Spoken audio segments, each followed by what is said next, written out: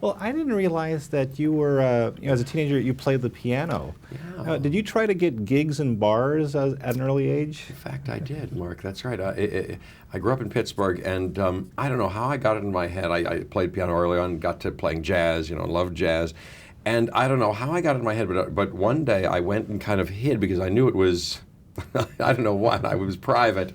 I got the yellow pages, and I looked down in cocktail lounges. I was like 15, and I went cocktail lounges, and I'd call each of the cocktail lounges and say, hey, this is Jeff Goldblum. Do you, I understand you need a pianist there. Most of them say, no, we don't even have a piano. Sorry, oh, okay, I misunderstood.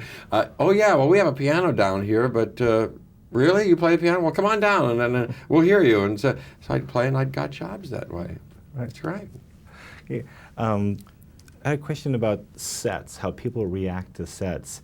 On this movie, the White House set, Yeah. Did people react to that differently than most sets you've worked with? Like reverently and like it was the White House? Well, yeah, because it was very realistic. As a matter of fact, it was taken exactly from, it was the White House, it was the Oval Office in the White House.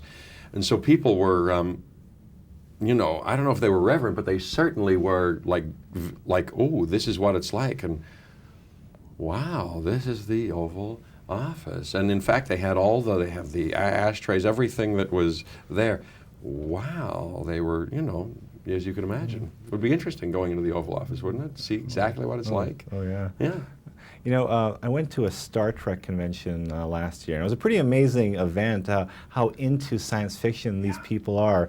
Have you been invited to any conventions yet? And yeah, I went to a couple for this so far. In the last month, I went to a Star Trek convention or a science fiction convention, things like that. Yeah. Oh, they're into it. Oh, they're into it. They were already selling, they have booths, and they were already selling, there are going to be toys from Independence Day. There's an action figure of me from this movie that they were already selling. Oh, they're rabid about it, very into it. They're very knowledgeable. What kind of questions do they ask you when they come up to you at those places? Well,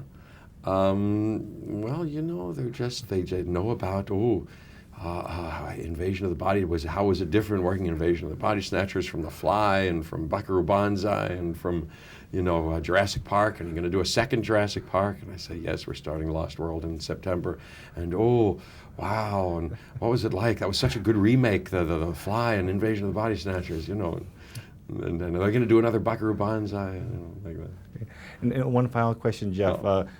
Villain roles have always fascinated me, and how people react to those people after the movie comes out. After The Fly came out, did you get any unusual comments from people? Well, different people react differently. Some people, kind of said, oh, that was, are there hairs on your back, really? And oh, that was kind of yucky. But some people said, oh, you were so sexy in that, and what, gee, you're doing that. Did you do those gymnastics? And when you got, geez, you're so sexy in that with that baboon and stuff like that. People related to different parts of that movie.